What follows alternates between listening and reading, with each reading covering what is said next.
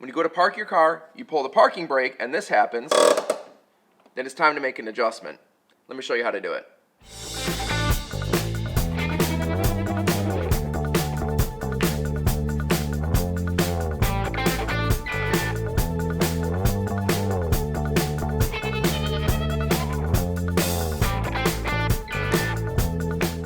When your parking brake is operating normally, you should be able to pull it up a few clicks, and then you start to feel resistance. Then that's obviously when the actual shoes are engaging the drum and holding the car in place. When you pull it up and it goes all the way to the top with no resistance, then obviously it's not really doing anything for you. Now luckily in my Wrangler, if this is pulled all the way to the top and I'm on a flat surface, it will technically hold the car. I can't push it, and even if it's on a very slight incline or decline, it won't move. So that's good. But if I'm on a heavy incline, there's no way this brake is going to hold. These shoes are barely touching the drum and holding this car in place. Now your parking brake can end up feeling this way due to two different things. It could be the cable that connects the actual handbrake handle to the brake itself, or the actual shoes themselves have worn down and it makes some gap, and so it just takes a longer range to actually get the shoes to contact the drum. So that's where we're going to adjust it. We're going to adjust it at the brakes themselves, and then also underneath the car where the brake handle connects to the brake cable. Let's get started. Now we're going to start in the back where the handbrake mechanism actually is, and I actually removed all this just to show you, but let me start by saying you do not have to actually remove the tire or the actual drum to get to this. There's a little access port right here that has a rubber stopper in it, and if you just pop that out, you'll be able to access your adjuster, which is right here. So I'm going to pop that out. There we go. Set that aside. Now what you need to do is just take your flathead screwdriver and put it through that access port, and you have access to that wheel now, right through that port.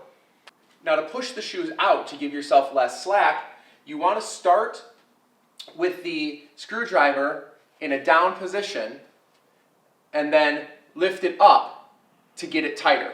So you have the screwdriver, you put it on the wheel, you pull up, and you'll hear it clicking, like that. Now what you want to do is just click it a few times, and then spin the wheel, and keep going until you feel the slightest bit of resistance. Now that you know what the interior mechanism looks like, let's reassemble it, and then we can adjust the brake. Now that we have the wheel and tire back on, I'm going to adjust it until I start to feel the slightest bit of resistance, and then I'm going to stop.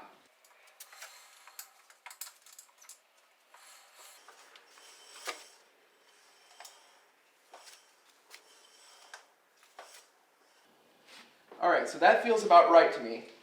So I'm starting to feel just the slightest bit of resistance. It was just a little bit more difficult than it was before, and so I'm going to stop here, and I'm going to go do the other side. But remember, when you're done, make sure you put this little plug back into the back of this guard here. So the guard's back in, and now I'm going to go do the other side. Now here is your adjustment mechanism. As you can see, this is where the actual cable goes up and hits the handbrake itself, and then it comes here.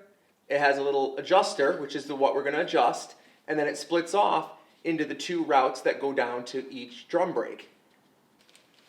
So to adjust this, you need to take a wrench, slide it down, and get it on that adjuster bolt, and then you need to tighten it. So effectively you want this end to just get closer to the other two, and that way you're just basically shortening the cable. You may need to get some channel locks or some other sort of wrench going here, and then just take your pieces and start tightening them down. As you're making adjustments below, make sure that you're not tightening it so much that you're actually engaging the brakes. You also want to come in here and kind of feel the handle and see how much tension you're putting on it.